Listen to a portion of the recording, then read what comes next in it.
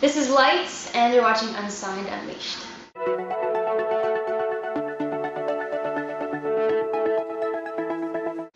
Yeah, so Siberia is, I wouldn't define it as dubstep. You know, I've definitely borrowed some elements because that's what I was being inspired by, and I thought that some of the things that were coming out of the dubstep movement were really cool. But the record was, there are a couple of moments where you can hear some dubstep, like the bass I use in some of them or some of the breakdowns, but largely it was just I wanted to make music that was a reflection of what I liked, and it was a little heavier, which is the way the music was going anyways, because when we play on tour, I have an amazing band, and they all interpret the parts in their own way, and naturally everything gets a little heavier.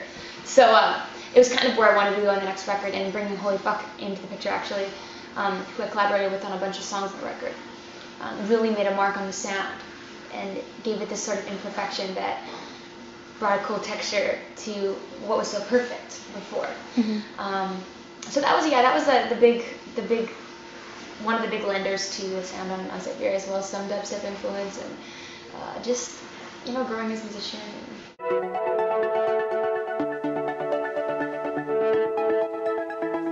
Preparing for that was definitely different. I mean, you're at an awards show, basically, right? So your leeway time is a lot shorter. It's like you got to do it right, or you don't have any second tries. You know, it's less forgiving, especially because it's on TV. So I remember wandering around before in the arena trying to find a room that I could warm up in, because I knew I had a short amount of time to sing and do it right. So I found this old, like a maintenance room or whatever, and started practicing some of the notes, and the maintenance guys were like leaning out like, what are you doing? So it was really funny, and it was definitely nerve-wracking because it's a lot of people you're in front of, and you're doing a collaboration, so it's outside of what you're normally doing. I'm not playing anything, and it's always a little awkward when you're used to playing something on stage to stand up there with nothing. But it was awesome, and it's good to challenge yourself like that. So definitely cool, and I hope a collaboration comes out of it. I mean, he's amazing, I'm a big fan, so it's... Random places for bursts of inspiration. It's kind of funny, like they come whenever you least expect them. I mean, I'll be sitting on the floor, or like walking down the street and get an idea and you write it in your BlackBerry, or if I'm waking up one morning and have an urge to play the guitar and I sit down and 2 hours later you get up and you have a new song. So it's kind of funny. It comes when you can't quite explain it. Tim Hortons would be one of them. They make great chicken noodle soup for some reason. I really love Tim's soup. That would be probably the thing that's the hardest to find outside of Canada. Other than that, I mean, everything kind of crosses over. We have ketchup chips, and that's almost impossible to find down here. I've never heard of that ever. Ketchup chips? No. Poutine is another good one. But yeah, you kind of have to be in Montreal for the best stuff.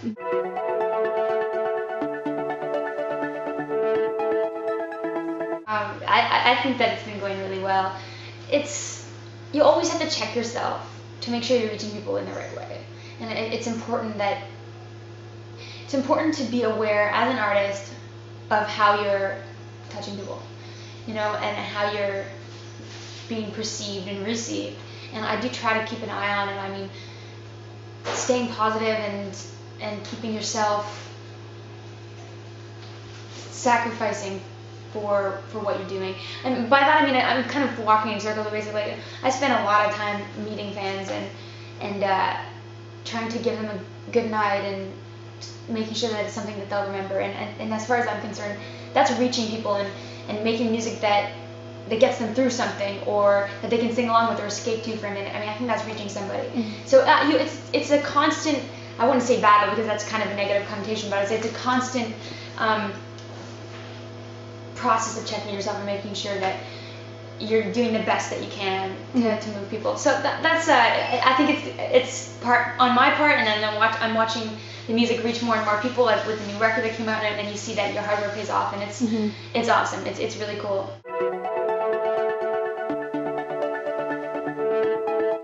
That is insane. An insane thing. I'm so blessed with like the best, most dedicated, amazing fan base. My birthday was actually pretty recently, and the best gifts I got were from fans. At the New York show, someone came up to me and gave me all this paperwork that they named a star after me, which is pretty amazing. That's so awesome. where in the galaxy it is and which galaxy it's in. And I was given Hinamori's Zanpakuto, like his katana from Bleach, as well as Rukia's, so from 2 different people, so that's really cool.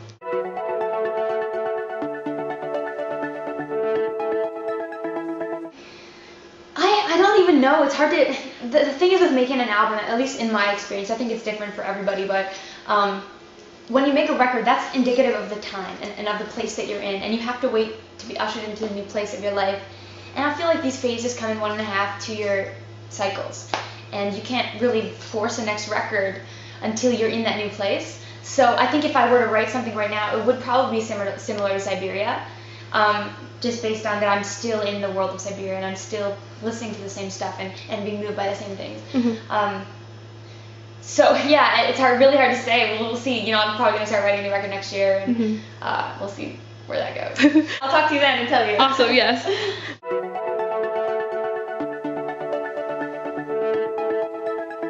That's a great question. I think probably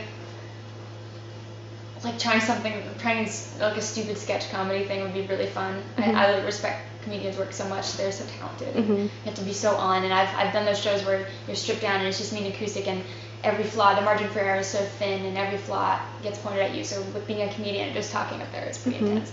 So that would be amazing. Also, another collaboration I would love is like something in animation or like apps or video games or something like that. I think the collaboration in that respect would be really cool. Awesome. Yeah, you've been doing like classes and stuff, right? Yeah, I'm definitely miles and miles away from actually making something, but it's cool. It's a good goal. Yeah, it's definitely interesting. It's very challenging. Pack light, that's the ultimate. And something it's so hard to learn how to pack light, because you go through your closet and you're just like, oh, I'll wear this. Maybe I'll wear this. I'll throw it. Oh, I could wear that. And maybe I'll need this, whatever. And you end up only needing like a quarter of what's in your bag. So you just have to be realistic and check yourself in those situations. So that'd be the ultimate one. And one is learn how to not have to shower every day, because it's definitely hard when you're on tour and can't find a shower. Yeah. You gotta manage a hairstyle that works.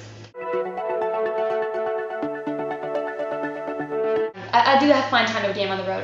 Although MMOs, like online stuff, is really tricky because our internet connection isn't too stable. Yeah. But I do bring out Skyrim on Xbox and Left 4 Dead. These are the two main games I play on the road, at least now. I mean, it kind of changes. Because you don't have to have a connection for that, and it does wind me down, and it's an escape for before the show. I'll jump in to Skyrim like an hour before I go on stage and play for a little bit, or on a day off I'll spend like 6 hours playing. But it's good to balance it, obviously. Yeah. But it's definitely something I love. I love spending time on, and it's inspiring. And I think there's something to be said for just letting your mind and body relax and drift off a little bit. I'm looking forward to Diablo 3. I'm looking forward to Mists of Pandaria, which I don't know when that's actually being released, but I have a beta key as well. So when I go home, I'll be able to use all these keys when I have a good internet connection. I'm also really looking forward to the new Lara Croft game, the new Tomb Raider, which I think is coming out in like October-ish. A lot of touring this year. It's going to be basically non-stop touring. I mean, this summer's going to be speckled with festivals, and then another big tour this fall, I hope. But largely touring. I'm looking forward to seeing everybody, and I'm hopefully getting back in the studio next year. But this year, lots of shows, so make sure it's onlights.com/tour, and all the dates will be put up there every time I add new stuff.